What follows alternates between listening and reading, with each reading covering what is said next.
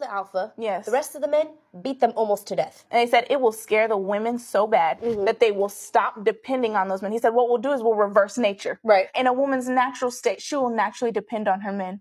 That's how God created us. We love feeling safe. We love feeling secure, and men love giving that. That is just natural. That's how it should be. And he said once those women see that, they will become in a frozen, independent state.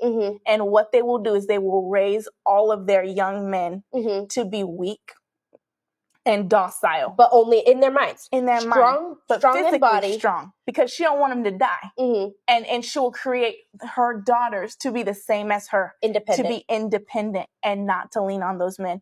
And he said, we will not have to do any work anymore. Those women will make sure that those men never rise up again.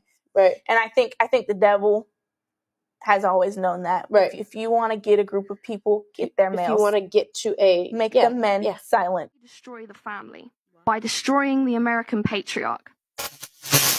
Well, this might shock you because I also thought the same for a very, very long time, that the people who created feminism actually were nice people who wanted the best for everyone and just wanted equality.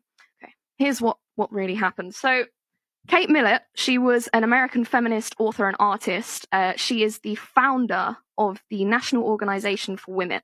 Her sister, Mallory, was invited to one of the first meetings that established the National Organization for Women. So this is a feminist group that has been around since the start of the feminist movement, and they basically pioneered the whole movement. At this meeting, they gathered around a large table with Kate Millett, the chairperson, and she opened the meeting with the following back and forth recitation. So this is how the beginning of the meeting went. Why are we here today, she asked. To make revolution, they answered. What kind of revolution? The Cultural Revolution. How do we make cultural revolution? By destroying the American family. How do we destroy the family? By destroying the American patriarch. And how do we destroy the American patriarch? By taking away his power. And how do we do that? By destroying monogamy. And how do we destroy monogamy? By promoting promiscuity, eroticism, prostitution, and homosexuality. Come on. So this proceeded with a long discussion on how to advance these goals by establishing the National Organization of Women. Leader's sister says, it was clear they desired nothing less than the utter deconstruction of Western society.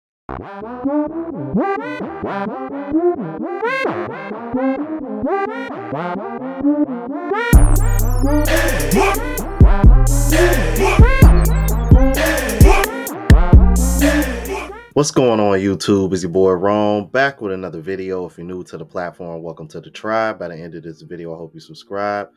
So, got a video for you guys that I came across on TikTok of a woman that I'm kind of familiar with, but I can't seem to remember her name for some reason. So, when I show you this clip and y'all recognize her, please let me know and the people what her name is in the comments, because I know she's a male advocate. And she's like one of the OG male advocates actually, but I think one of the reasons why she never got any shine because she isn't so easy on the eyes. However, when it comes to what she has to say, she's definitely speaking facts. So with that being said, without further ado, let's go ahead and jump into it. First wave feminism sought to give women men's rights without men's responsibilities. Second wave feminism sought to reduce or eliminate women's responsibilities. And third wave feminism seeks to increase men's responsibilities. You don't find that suspicious? You don't find that suspicious? This is bullshit. And that's really the way I see it. When all the mixed messages are tallied up, we find that men can't win for losing. They still bear the majority of the burdens they did 100 years ago. To one degree or another, they are still expected to pay on the first date and onward, even months or years into the relationship. Still expected to be the higher earner in the relationship. Still expected to pay most or all of the household bills. Still expected to be at least as educated as their female partner, if not more. Still expected to be the one to buy the ring and to buy the flowers and then to buy the chocolates on Valentine's Day. Still expected to put themselves between a woman and any danger. Still expected to take responsibility for themselves and others, especially women and children. Does anybody disagree with that so far? Notice I said everybody. Yeah, I got women that watch too. Yeah, that's including the women that hate watch. I would love to see you tell me why you hit the dislike button on that one. Where is she wrong with that? Where is she wrong on that?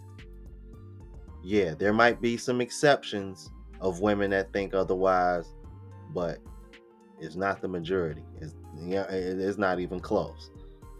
All right, let's not be disingenuous just for the sake of looking good. All right, let's keep it a buck. Primary difference is they aren't allowed to expect any thanks, gratitude, respect, status, or reward for it. In fact, these expectations in the current zeitgeist aren't a continuation of the traditional masculine roles of yesteryear. They only exist so men can atone for their collective historical wrongdoings. That's why. That's how they've changed the narrative, right? We expect the same things of men, but only because men owe it to us for how horrible men were in the past. I'm just here to ask, what the hell are we doing to our boys and to our men? Aren't we demanding that they embrace two completely different paradigms? Contradictory paradigms. In one, girls and women are their equals, every bit as tough, capable, resilient, self-reliant, and powerful as any boy or man. And in the other, girls and women are so vulnerable and fragile that they need to be treated with special gentleness and consideration, extra protection and respect. And they are so incapable that they need boys and men to rescue them from anything that might endanger or upset them. This is really what we're asking boys and men to do when we demand that they take collective responsibility, even as middle schoolers, for violence against women and girls. Collective responsibility, collective blame. And we're asking them to embrace that paradigm that even though women are equal, men still need to do for them.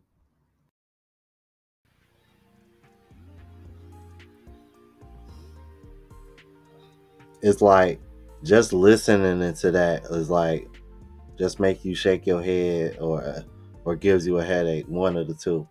Like, in all seriousness, man, it's like she said, like, what are we doing? Like, what are we really doing? I don't understand how women can really think that makes any sense. Now, what was the whole purpose of this? Only for y'all to take it and run with it to a point where men are no longer incentivized or even really in a position to like still do those things that men were able to provide in the past. Y'all literally fought for this. Y'all literally fought to get where y'all at now. And y'all can't sit over here and say y'all haven't, because y'all still are.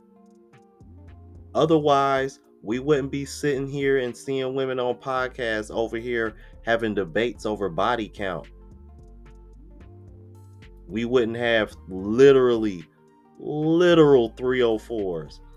And by literal 304s, I'm talking adult film stars on podcasts or starting their own podcasts. Talking about relationships. Literally giving relationship advice. Really? Regular people are supposed to take relationship advice from somebody who probably had a gangbang just the other day? Come on, man. What are we doing out here for real? Y'all fought for this kind of liberation and freedom and y'all got it, but now y'all don't like it because it ricocheted on your ass. Yo, yeah, it backfired like a muff. Ooh, Lord. I tell you, man. It's like they say, be careful what you wish for. Let's keep it moving. Raised to be just entitled, like they're owed something for just fucking showing up. I showed up, I'm owed something. I showed up on this date, you owe me a meal, you owe me entertainment, you owe me all this stuff. And what they do is they try to mitigate the man, they try to neuter him, they try to keep him controlled, and they put ice on the wings. And every time that guy tries to go and do some level up, you're gone too much. Well, it's met with some sort of criticism and some sort of frustration. And so you got these two different things. So the first thing as a man you got to understand is you got to, if you're not already in a relationship, you got to decide whether you're dealing with a princess, and if you're dealing with a princess, she's going to turn into a tyrant when you get married. She's going to be a fucking tyrant. Or are you dealing with a pioneer woman, a girl that's ready to take the hits with you? She's ready to go to war for you. She's going to freaking fight with you. She's going to put you back together. I had 2 marriages to compare this to. The first marriage was ice on my wings. The marriage I have now is a pioneer woman. That girl, man, she's the best person I know. I'm just going to say it like that. This ain't pandering. This ain't trying to get her to listen to this so I get laid later. I'm just going to call like it is. Twice if you're suffering. I need help. Save me. Nobody fucking talked to me about this shit. There wasn't a grown-ass man that said, dude, this is what you need to look for. You need to be careful. There's 2 types of women out there. You're looking for the pioneer women, and they are a dying breed. And I'll tell you, that's why a lot of dudes are leaving and going to other countries right now to try and find those type of traditional women, because the women in the States right now are being raised without accountability. They're being raised like the princesses, and they're being conditioned to be entitled for doing nothing. Just by existing, they're owed something. Yo, I was not expecting that. I think I've reacted to a clip from him a time or 2 in the past because he kind of looks familiar. I recognize the voice. But yo, I was not expecting him to say that at the end. Yeah, because as y'all watching this, I'll literally be on my way to Thailand or landed in Thailand by now. So I can definitely concur on that. Let's keep it moving. People constantly put in Black women faces the statistics of we're the most educated and the least married, like it's impossible for us to do it at the same time. It is possible to get both, but you have to have that mentality from young. The mentality that was pushed into my generation's head from young was marriage, kids, get your education, get in your career, and then do marriage and kids. But they don't tell you the flip side of that is when you're older, it's more difficult. When you're older, it's more difficult to settle down with the right type of person. It's difficult to settle down with a person that you feel like is compatible to you. If you want to talk about finances, education, whatever, it's very difficult. If more of us knew younger in our 20s when we was out just we outside, and we were actually trying to zero in and trying to figure out who's the right person and trying to aspire to where we are now, we would be better off. It doesn't have to be for everybody, but I think there's a nice chunk of women that this is important for them to know. Yeah, but notice that you didn't want to put the accountability. You didn't want to put the accountability on women as why y'all are the way y'all are. But notice she said women at the end. Women need to know this. Yeah, women need to know that women are responsible for this and they need to take accountability for it. That's the part that you left out because you kept saying they told us this. They, who is they? You know who they are. Quit trying to soften the blow. Let's keep it moving. Hey, y'all, come look at this. Little girls were not taught how to treat a man. They wasn't taught how. They was taught how to navigate a man. Don't let a man do this. Don't let a man do that. But they wasn't taught how to treat a man. You don't know why. You don't even know why it's important to cook for your man. I told my friends that the other day, and they were like, "That's not true." And I'm like, "Did your mama teach you?" And they were like, "No." Did your mama teach you? No. So amongst us, it's not true. So what do you think the majority is? You have a long list of how a man needs to be. It could be a perfect date, but you'll go get on the phone with your homegirl after the date and be like, he didn't even do this. He didn't even do that. Women have been afforded to live in this homogenized reality where everything you want, you've been told is priority over what a man wants and needs. And a man is supposed to learn everything that a woman needs and a woman wants and how to navigate her. And here's the blueprint and the manual to her. But a lot of women have not learned that about men, and men have a manual and a blueprint too. But how many women, even y'all two, can sit here and say, I know what the manual is when it comes to a man, especially the kind of man I want? Can either one of you say that? And I'm not indicting y'all, but this is a conversation even for the people out there listening. Little boys, from the time we're little boys, we're taught how to treat a woman, how to treat her. Open up the door. You got to pay for it. You got to do this. We might not do it, but we were taught that way. For the most part. Yeah, and I want to say this. I would actually argue that men aren't even taught what to expect or how to be treated by a woman. Because let me tell you something. This is why I tell guys the bar is set so low. Because I saw somebody put this in the comments, because I said it the other day. I said the bar is set so low that you can buy a man a cup of coffee and make his day. And I absolutely mean that. Because I don't think women realize how important the little things are to men. Like, we pay attention to things like that, especially me. Just thoughtful gestures. You know, like if you were going to the store and be like, "Hey babe, I'm about to go to the store. You need anything?" And you grab me something and you ain't over here like, "Hey, you got to pay me back," or you just looking out. You ain't keeping score. You just looking out. Like, men pay attention to that, because when we see that as a woman that has our back. We see that as a woman that's looking out and thinking of us. And notice that don't cost you a thing. Now, I did mention, going to the store and buying something, but I'm talking like a bottled water or some shit like that, some chewing gum or shit. I ain't over here talking about nothing crazy. You feel me? But just as an example. Anyway, let's keep it moving. Men saying, I've just decided altogether to avoid women, that it's better to be single, guys. They're almost like happy about the fact that they're gonna make the choice to avoid the entire gender of women because they have yet to actually resolve the war they have within themselves.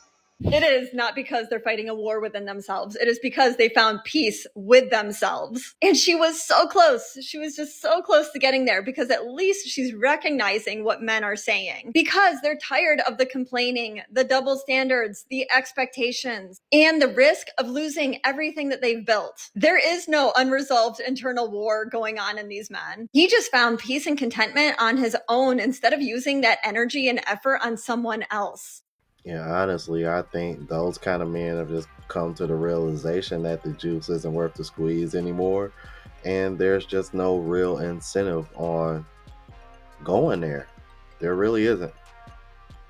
But y'all let me know what y'all think in the comments. If you're new to the platform, please subscribe. OGs, I appreciate the love of support. Make sure y'all hit that bell notification. That way y'all know what I'm uploading. Hit the like button, because that helps with the algorithm and helps me reach a broader audience. Also, look out for the travel vlog channel, Unplugged Traveler. Link is in the description. Until the next video, y'all. Deuces.